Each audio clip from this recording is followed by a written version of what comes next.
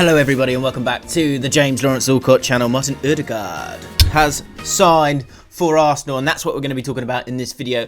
Oh, look at James, he's got his headphones on, he thinks he's well trendy. No, can't hear a thing actually. I'm just freezing. I'm so cold right now. So these are just earmuffs. You know, you can find them anywhere, and actually I'm freezing.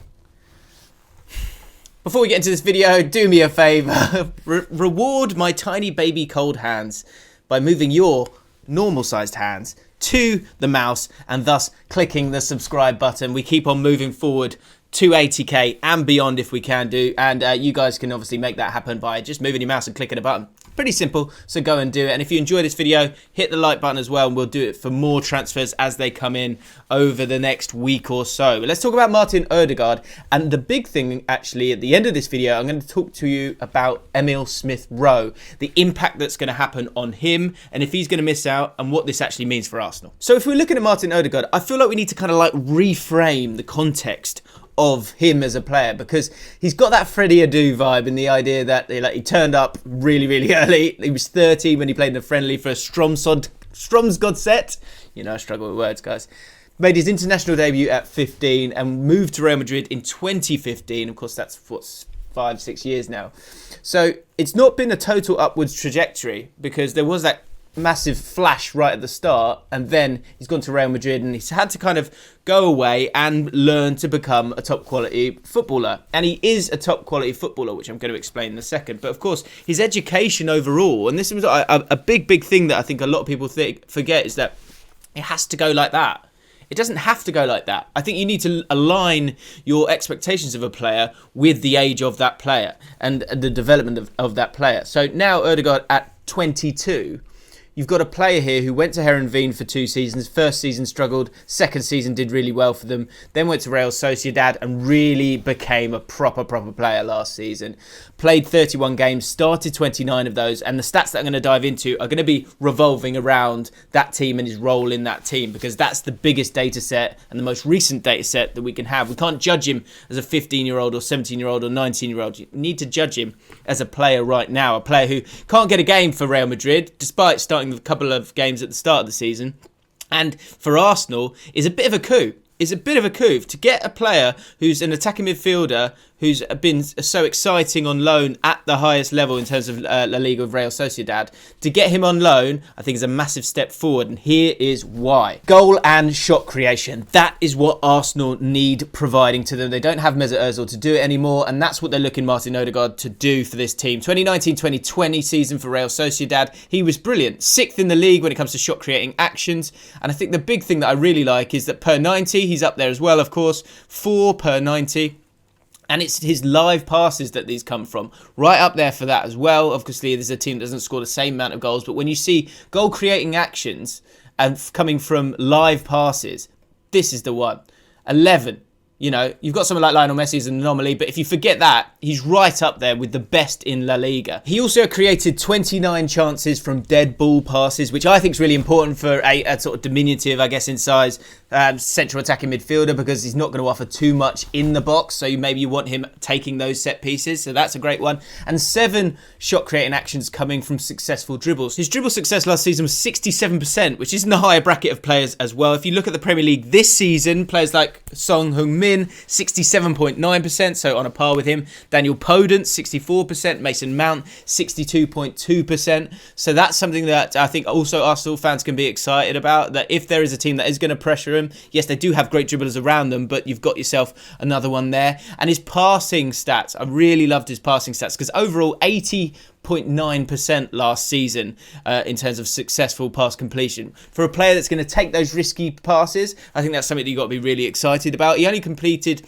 5.23 long passes per 90, so he's a proper Arsene Wenger kind of player who's going to get on the ball, pippity-poppity about, but also look to sort of zip in those passes and find top quality players for them as well. And probably the best stat for Arsenal fans is that Odegaard ranked third out of all the players in the division for passes into the penalty area last season, with 73 passes into the area, which I think this is the thing, isn't it? Arsenal massively need another creator to allow them to play in those little pockets of space, but also to provide balance. When it comes to goals, that's maybe where Odegaard falls a little bit short at the moment. We haven't seen that yet, but maybe at the age of 22, he's now going to get into that area where he wants to take charge himself and score some goals. His XG last season was 3.2. He scored 4 goals. He only managed 0.8 shots per 90, which isn't a huge amount, and his shots on target percentage was only 34.7%. But if you look at how far he was shooting from, on average it was 21.3 yards, so a lot of those shots were quite far from goal. So maybe as time progresses and as he becomes more confident in his ability at the different leagues that he's been playing in, you'll see that upturn in goals, because his finishing isn't terrible, he's just not getting in those areas to create those chances to score those kind of goals. Similar kind of thing that you might have seen with Jack Grealish or James Maddison in recent times. So on the pitch, this is an absolute no-brainer for Arsenal. A great signing for them that gives them a little bit more depth as well. But what does it mean for Emile Smith Rowe, who's been absolutely brilliant for Arsenal? And I think Arsenal fans will feel a little sad if he finds himself out of the team again, because in terms of shot creating actions per 90, he's been brilliant, 3.61, better than pretty much anyone who's playing regularly for Arsenal this season. Same goes for goal contributing actions as well, at 0.9 per 90. He's been absolutely brilliant. But he's not going to be the starting player, because Martin Odegaard is going to play in a similar role to him. Because what Martin Odegaard brings that Emile Smith Rowe doesn't have at this moment in time is that Martin Odegaard is severely left-footed. Very, very much so left-footed. And this is something that could work two ways for him, because of 54 passes that he would play on average in games, around 50 of those are with his left foot. He really is completely left-footed. So when you've got someone who plays like that, what you're going to see is a player that's going to kind of turn to that left-hand side, who can play those diagonal balls. That's something that I think Arsenal fans can be really excited about, because it might see you get the best out of someone like Pierre-Emerick Aubameyang, because the difference between him and Emile Smith Rowe is that Emile Smith Rowe is right-footed. So he works along that right-hand side, as shown in these heat maps. So here is Emile Smith Rowe against Crystal Palace. Now, here he is, obviously works in these areas, which, if you've watched Arsenal this season, their focus has been massively down that left-hand side with the likes of Saka, Tierney, Aubameyang, and it's got a bit clogged up and congested, and there's been a load of space there on that right-hand side. And Emile Smith Rowe has gone and done that, and his movement, I think, has been the best thing about him this season. Now let's look at Odegaard's heat map. This is from a game from last season against Osasuna. Very, very similar. So you know what Arteta's going to do? He's going to play one of these two. I don't see him playing both. And maybe Emile Smith Rowe's got the versatility to play in another area in the midfield or the front three. But I think overall it's going to be one or the other. Now, if you look at these two on face value of it, you see that really they're in the same areas. They're picking up the ball deeper in that pocket on the right-hand side in between the lines. And then as the team moves up the pitch, getting on the ball again on that right-hand side. The difference between the two here is, and I actually think there's going to be a room for both in this, which is the great news, I think, for Arsenal, because a lot of people would go, oh, he's left-footed, so he's going to turn that way, and he's going to be able to look to that left side in terms of his awareness, bring in the likes of Aubameyang and get him to score goals. But I think that kind of one-stage movement is something that could work, but I think sometimes we'll see Arsenal getting frustrated as well. What you can see with Odegaard is he really does kind of dominate the game a lot more than Emile Smith Rowe. Emile Smith Rowe is so much more selfless in his running, as you can see from these darting runs over to the byline, where he goes and stretches the play and becomes that third runner or that forward runner to help stretch the play, because you've got someone like Bellerin who doesn't really want to do those runs. He's more of a Gary Neville kind of right back. So Emile Smith Rowe's got such a role to play, I believe, in teams that have a low block, and you might be able to use both and move Odegaard into a more central position. But what you will see with Odegaard is that he will be the chief creator in this team. With Emile Smith Rowe, I feel like he's the pass before the pass a lot of the time, or he's doing a lot of that dirty work. Martin Odegaard is going to dominate the game for Arsenal, and that's what this heat map shows for me.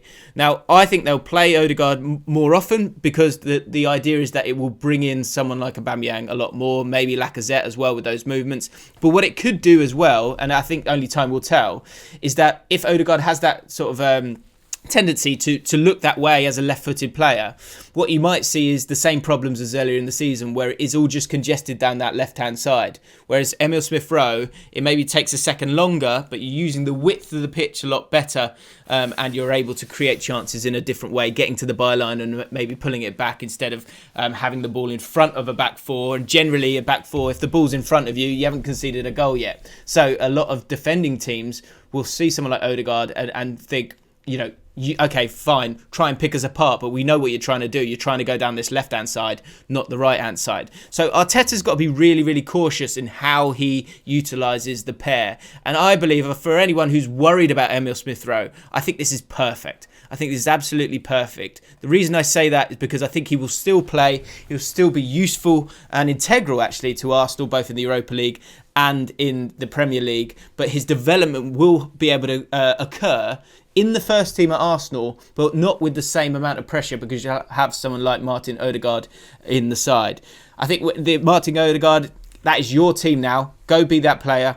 Go dominate the game. Go progress the ball with your dribbling, which will be as important as your passing. But I think the great thing for Odegaard as well, as someone who is a fantastic passer, is he will have players around him making those runs. That's what Arsenal have struggled with at times, is having that guy who actually will stand still, get on the ball, on the half turn, see the game and pick out the passes. So I think for Arsenal, you've got to be really, really excited. As a fan of football who wants to see good players in the Premier League, I think it's going to be great for them. And I think this will be a real step forward for them, certainly this season, in terms of moving their way up the league. What will it mean for them moving forward after this? I think if you have one eye on the development of Emile Smith Rowe, then it's a win-win situation. But if there is then an over-reliance on Odegaard, which could happen itself, and it's probably not something that you can stop in its tracks, then the problem is if Odegaard sees this as a stepping stone and goes back to Real Madrid, then you're back at square one a little bit. So it's something for Arteta to keep an eye out on. Let me know what you think, Arsenal fans, in the comments below. How do you feel about Emile Smith Rowe? Maybe losing some game time. Are you concerned about that? Or do you see this as a massive positive all round for the club, for the first team, and for the development of Emile Smith Rowe? If you've enjoyed this video and, the work that's gone into it, then please do me a favour, do me two things. Subscribe to the channel, hit the notification bell. That's two things, isn't it? And hit the like button as well. Stay warm, stay safe. I'll see you next time.